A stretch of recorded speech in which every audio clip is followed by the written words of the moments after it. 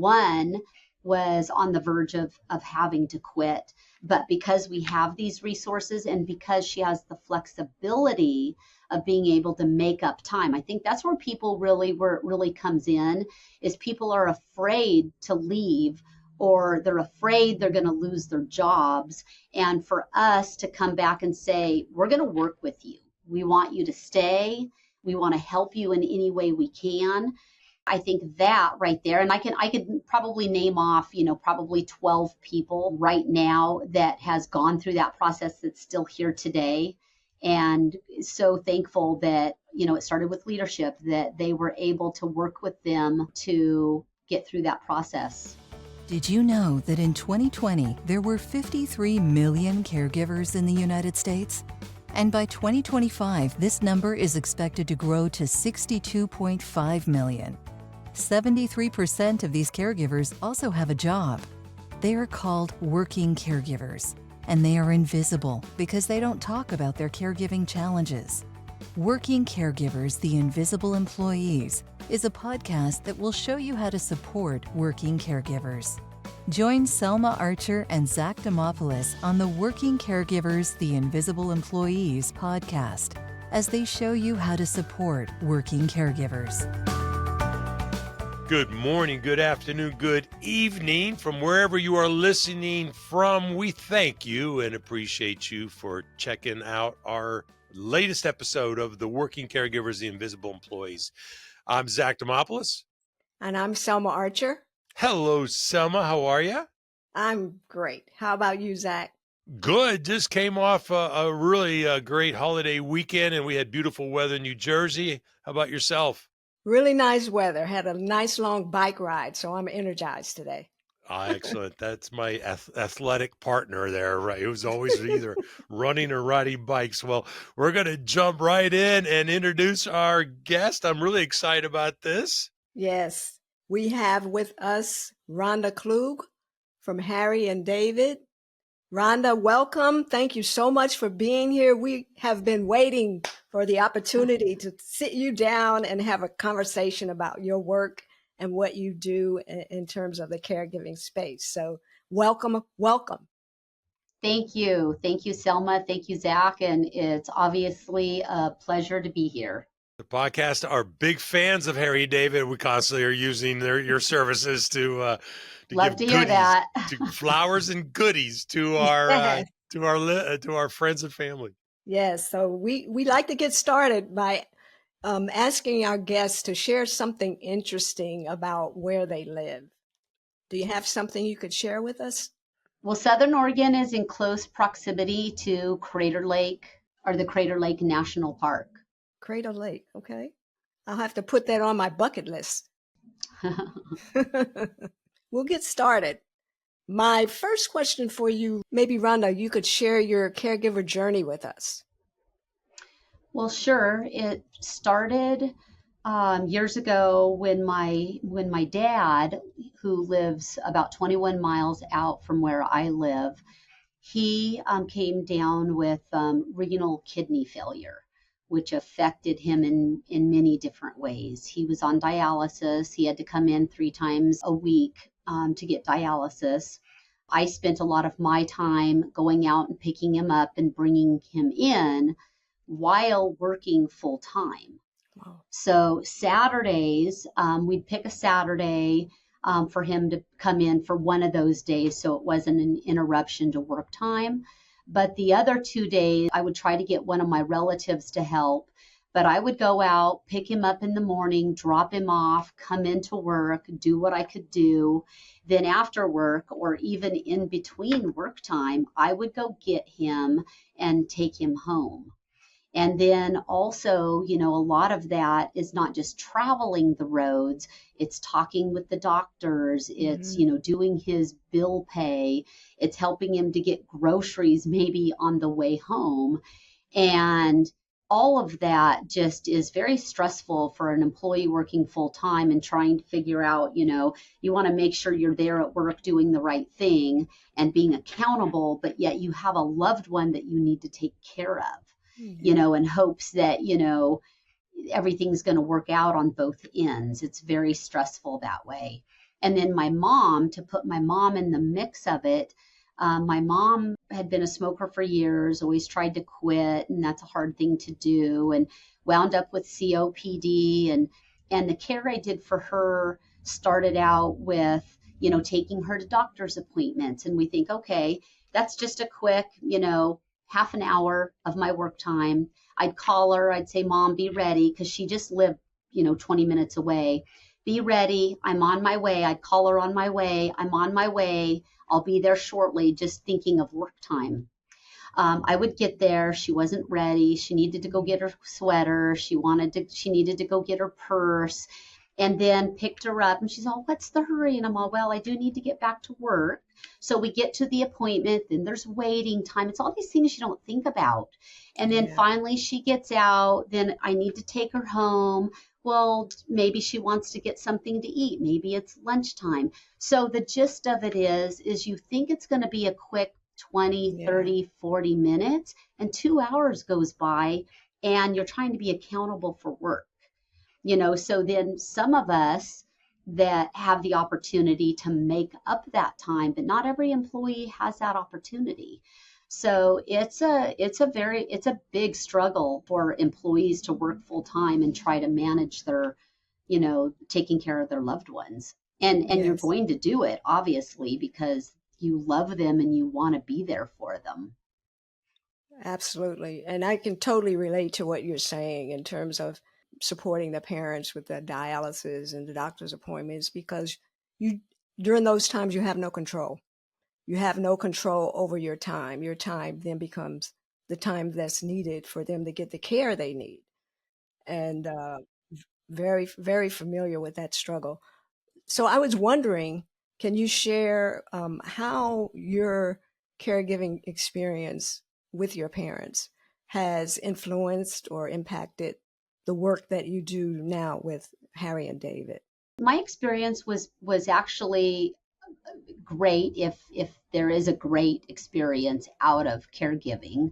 But I loved my parents. You don't think about caring for someone or being a caregiver per se, especially an employee caregiver.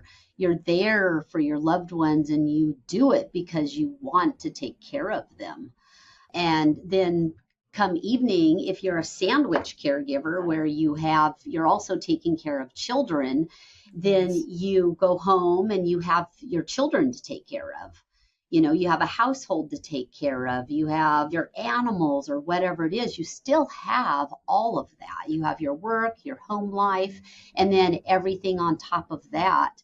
You really have to step back and just take care of yourself. And that's not even a learnings after the fact. You just, hopefully most people know, like, I'm getting really tired. I wake up at 5 and I go to work early, and then I have to run the roads you have to run the roads because you want to take care of your loved ones. Yes. And by the time you get home, you're exhausted, but you still have dinner to fix, and you still have all these things. You still have your animals to take out walking, and all of these things can be very stressful, but it's something inside you just, has to click to say you still need to take care of yourself. And I feel I did that. You have to stay healthy to take care of people that you love. But I know a lot of people don't think that way. They're not thinking, they're just thinking about taking care of their loved ones, and then their own health starts to diminish.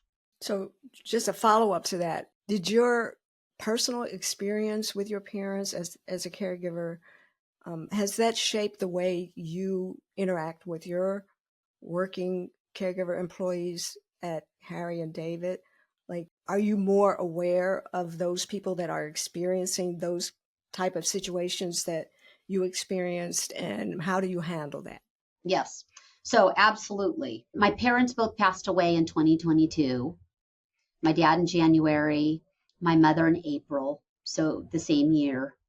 Wow. And I still wasn't thinking of an employee caregiver per se. But then in November, Jim McCann, our founder of 1-800-Flowers and our CMO, sent me to a conference in Roanoke, Virginia called the Care Colloquium. and it was a 3-day conference. It was really to go there and sit through everything, absorb everything I could possibly absorb. And it was really more on the e-com side on how Harry and David could do a better job of creating gifts for caregivers. And so that was my role, was to go and listen and consume everything I could on that. But what happened was, after that 3 days and meeting folks like Jack at the Care Colloquium, I came home, I wrote a 9-page recap, and the first thing out of my mouth was, wow, I'm an employee caregiver. I didn't even know that. And we need to practice what we're preaching first. And I wanted to create a caregivers ERG, an employee resource group. We had 4 to begin with, but this was so important, because if I didn't know that, how are the other employees, not just with Harry and David, but enterprise-wide, how do they even know? They went through the same things I did, taking care of their loved ones, trying to work, and not even really realizing what they were, doing, or even what kind of support they could get. So what happened was, of course, Jim McCann said, absolutely, let's do that. And so I worked closely with our human resources department, created a Caregivers and Allies Responding with Empathy, we call it CARE, employee resource group. And the other question was, then how do we get our employees to listen to us, to realize this is actually for them, right? Because if I didn't realize that, how would they? Yes. So we kicked it off on some town halls. Jim and I did some, he's got a podcast called Celebrations Chatter. We did quite a few of those, even bringing in Zach and quite a few others. But internally, we kicked it off through a town hall, which all of our employees, enterprise-wide, so there's multiple brands under 1-800-Flowers throughout the U.S. That was very, very successful. We actually kicked it off that November of 2022. We started the work on it, rather, and then that next year we kicked it off. But we put the correct messaging out there to let people know this is for you. Mm-hmm. We got a big response, and we just keep going from there. It's been, it's like we say, you can walk down the halls of any company and start talking about your story, and everyone has a story. Yes. Kudos to you, Rhonda, for attending the colloquium, which you and I got to meet, like you said, and I was so thrilled. I actually watched your transformation. I don't know if you know what I'm referring to, but I sat behind you and during a Q&A, and it's like I saw your light bulb just go over your head, and with all that was going on, and you asked an amazing, great question that I will never forget. You said, how are we to find our employees who are working caregivers? And I don't know if the stage answered that, because it's a difficult thing to answer. But I got to ask you that, if you don't mind. What do you think today? How can you help employees self-identify? It takes leadership. It's it starts from the top down, and we had some of our leadership members telling their stories enterprise-wide. Wow. And that's what it takes. If they can do it, we can do it. Selma and I have told this story a few times. We'll tell it again to our listeners. Bear with us, but it's such an important story. We did a webinar for an organization last year, and we did 2 of them in December and November. And the first one was great. It was good. It went really well. But the second one was amazingly effective, because we had a senior leader with us who actually would ask us questions and then shared his story, and the chat room blew up. We've never seen. Imagine. We couldn't keep up with the comments and questions that were going on. There were hundreds of people on this webinar, and it was just amazing. So, Rhonda, for just going to that meeting with the objective of trying to help 1-800-Flowers or Harry and David with e-commerce, and to come back with what you came back with, again, kudos to you. Kudos to Jim McCann for realizing that creating CARE, which is Caregivers and Allies, Allies Responding with Empathy. Creating that ERG will actually get you more marketing input than you can go out and pay for. Absolutely. When Selma and I worked at Pfizer and we were in HR, I used to actually jokingly tell leaders, why are you paying for marketing data? Just ask your own employees, how women think or how maybe people of color think. So kudos to you. Can you share from your experience now that you're getting quite a bit of experience with this as a caregiver, and sorry for the losses of your parents and I believe also your husband you lost recently too. So we're really sorry for that. But from those experiences, which we call lived experiences, and from the experiences that you're having at Harry and David, what more do you think employers could be doing right now for supporting working caregivers? So with that said, last year I attended the Health Benefits Nation conference in Nashville. And that was a group of corporations, HR members that were there before the benefit season to talk about what's out there, what more can we learn that we might be able to apply to our employees' benefits for that coming year. So my role wasn't from an HR expert because I'm not that. I work closely with our HR teams. But my role was to talk about why this ERG, and not even just the ERG, but why do corporations need to support employee caregivers? And what can you do in terms of benefits to redefine those? So we had someone come in, Debbie Howard, as you know, before we kicked off our Care ERG. She worked closely with our HR teams to look through, not recreate the wheel, but to look through what benefits we already provide to our employees and what can we do to redefine those benefits specifically for employee caregivers. So some of the things that we've done is we've incorporated a platform called Talkspace. And we kicked that off after that first year. But Talkspace is really for anyone and everyone, but it can definitely be for employee caregivers. And it's about talking to people that care. It could be a psychiatrist, it could be a doctor, it could be, someone where you have a personal conversation to be able to talk with. The other one that we purchased and we offer to all employees, but it was specifically for our employee caregivers, is called Torchlight.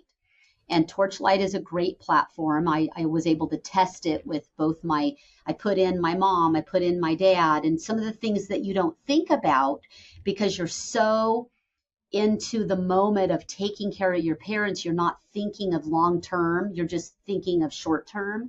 And so it'll populate things that you're not thinking about. So my dad, it talked about, have you thought about this? Have you thought about that? But it also talks about, have you had that conversation about, does your dad have a will? Does he have a trust? And, when you're in the moment, you're not thinking about that. You're not a selfish person. But at the end of the day, it's better to be on top of that. It all works into the whole caregiving planning. It's all part of it. It's either going to happen during or it's going to have to, it happens after the fact. So those types of tools are so beneficial. Yeah. Thank you so much. And for those listeners who are like my partner, athletic and on the run or riding a bike, don't worry about all these links. We will put those in our show notes about the conference that you mentioned. Shout out to Debbie Howard, who's also a friend, and a link to what she's doing, and then also to Torchlight. Thank you for sharing those, Rhonda. Yeah, but I just want to also mention again and just reiterate that it really does start with leadership in the corporation. Jim McCann has been a huge advocate, but that trickles down, and that's the most important thing. All it takes is your leadership getting, behind what you're doing and people listen. It's been huge. And bring in speakers too, because it was monthly for a while, but all sorts of speakers, and we do surveys too that says, what is it that you would like from us? It could be someone that has a child with autism. It could be someone that has a parent with dementia. It's a multitude of things, right? Yes. So if you bring in the Yes. right people, then you might not get everyone listening, but you're going to get the important ones that need that. And then survey says, what is it that you need? And that's where we continue to go.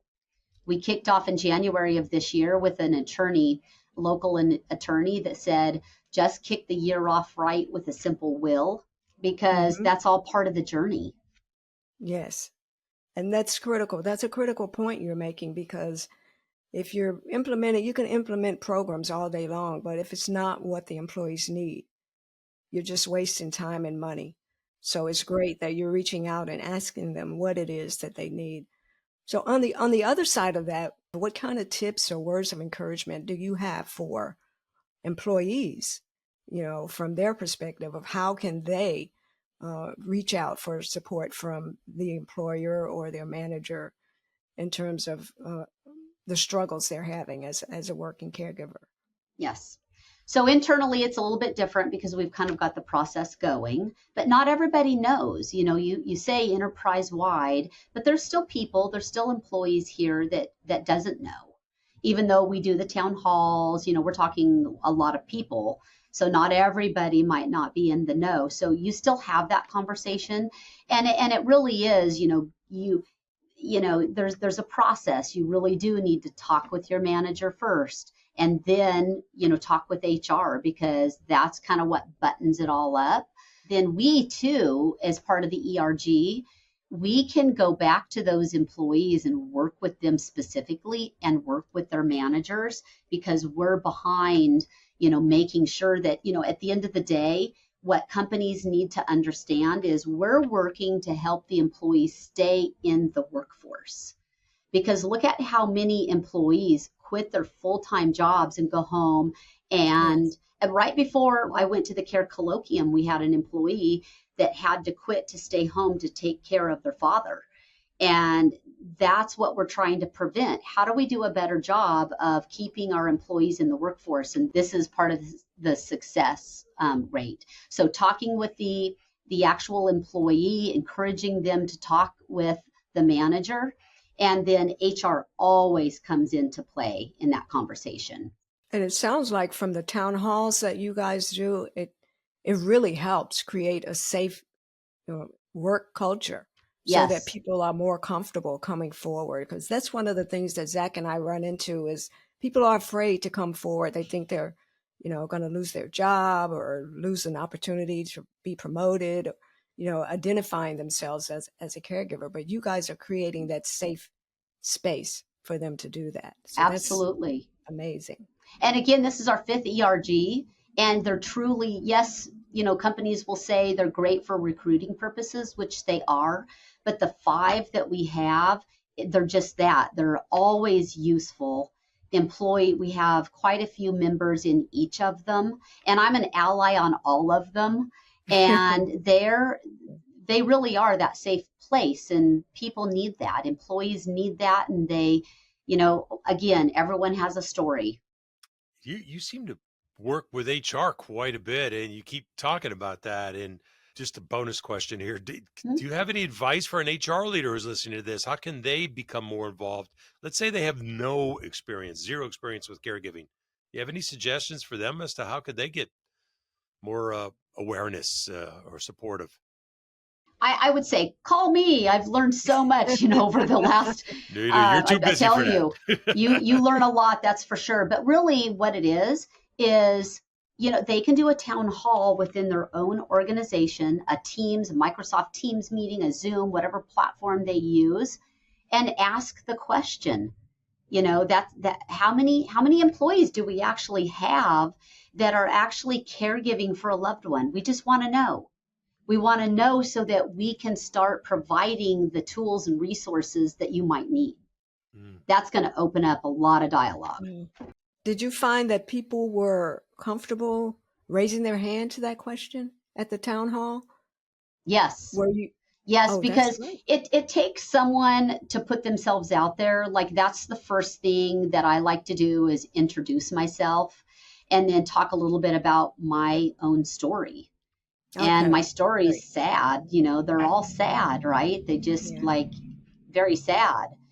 And you don't get over stuff like that. You learn to deal with it and then exert yourself to your employees. Like, how can I help anyone in our company enterprise wide to help prevent them, or at least help with their journey along the way? But there's a lot of things that I feel, and other employees as well. And I have two co-leads, by the way, Kim Huckabee and Kelly Taylor.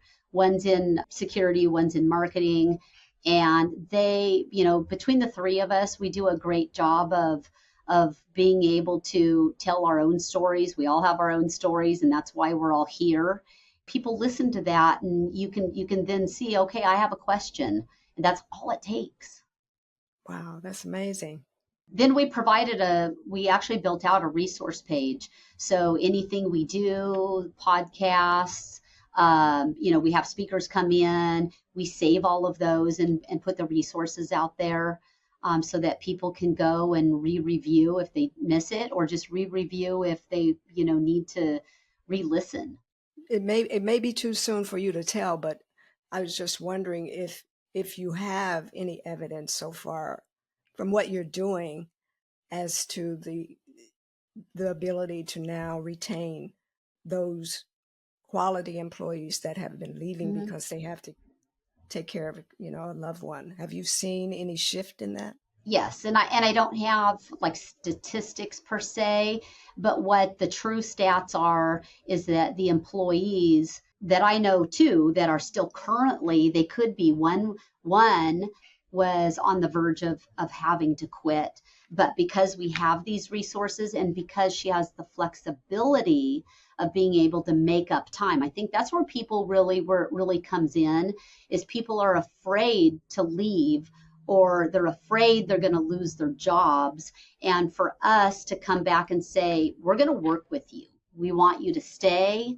We want to help you in any way we can. And that, I think that right there, and I could probably name off, probably 12 people right now that has gone through that process that's still here today. And so thankful that, it started with leadership, that they were able to work with them to get through that process. That's amazing. I sound like a broken record. Hats off to your leadership, to you. I mean, it does take your senior leadership, but Jim McGann is also a friend of our podcast, and also wrote an incredible foreword for our book. Hey, he's a great example of walking the talk. He's a great example of it. And I am going to encourage listeners to check out his podcast, Celebrations, his newsletter. It's fantastic. Yes. And you guys are doing exactly what Zach and I are encouraging employers to do. You're doing it all. And you're reaping the benefits of it. You're seeing the difference in your culture and the ability to retain your key talent. So yes, absolutely. Hats off. And I just want to throw in, we have leadership like Jim, for instance, but others throughout the companies, that the leadership teams are facing this. They're going through the same things, so for that person to go talk to their manager, chances are their manager's going through it, or maybe has gone through it.